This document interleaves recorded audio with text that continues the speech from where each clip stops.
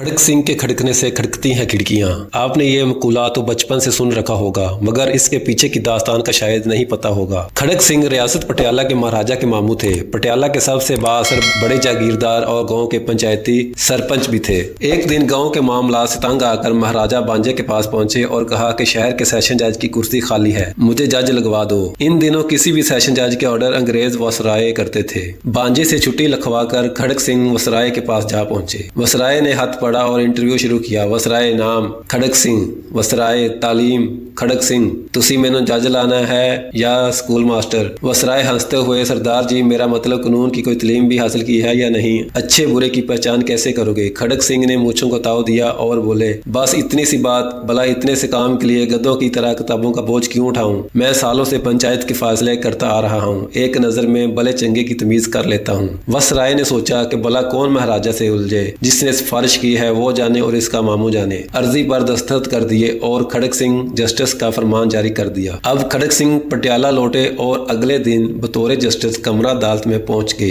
इत्तेफाक से पहला केस ही कत्ल का आ गया। कटहरे में एक तरफ 4 मुर्दम और दूसरी जानब एक रोती हुई हुतून खड़ी थी। जस्टिस साहब ने कुर्सी पर विराजमान होने से पहले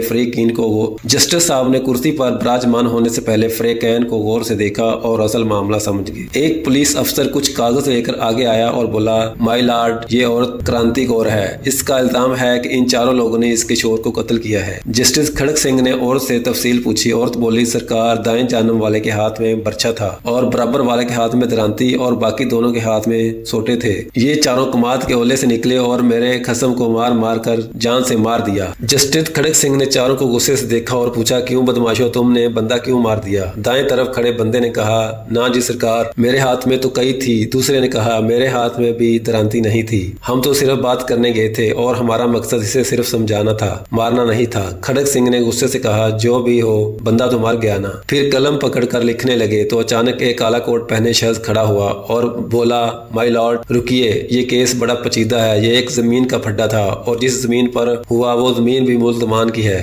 भला मकतूल वहाँ क्यों गया? जस्टिस साहब, जस्टिस खड़क सिंह ने पुलिस अफसर से पूछा, ये काले कोट वाला कौन है? जनाब, ये इन चारों का वकील है। तो इन्हीं का बंदा हुआ ना जो इनकी तरफ से बात कर रहा है। फिर खड़क सिंह ने वकील सफाई को भी इन चारों के साथ खड़े होने का कहा और फिर एक सत्री फैसला लिखकर दस्तखत कर दिए और अदालत बर्खास्त कर दी। फैसले में लिखा था, इन चारों कातलों और इनके वकील को कल सुबह सादिक फांसी पर लटका दिया जाए। खबर फैली तो पूरे पटियाला में हर तरफ हलचल मच गई और लोग खड़क सिंह के नाम से भी थर थर कांपने लगे कि खड़क सिंह मुजरमों के साथ इनके वकीलों को भी फांसी लगा देता है। जिससे ये हुआ कि अचानक पूरी रियासत में जराइम की शरह सिफर होगी, क्योंकि कोई वकील भी किसी मुजरम का केस नहीं पकड़ता था। कहते हैं कि जब तक खड़क सिंह पटियाला का जज रहा, रियासत में खूब अमन रहा। आस पड़ोस की रियासतों के लोग भी अपने केस खड़क सिंह की अदालत में लाते और फौरी इंसाफ पाते। इस वाक़े में दौरे हाजिर के पढ़े लिखे जजों के लिए एक गहरा सबक है कि अगर यहाँ भी इंसाफ कायम करना है तो मुजरमों के साथ इनके वकीलों को भी सजाएं देनी शुरू कर दें, तो मुल्क में जराइम की शरह सिफर हो सकती है।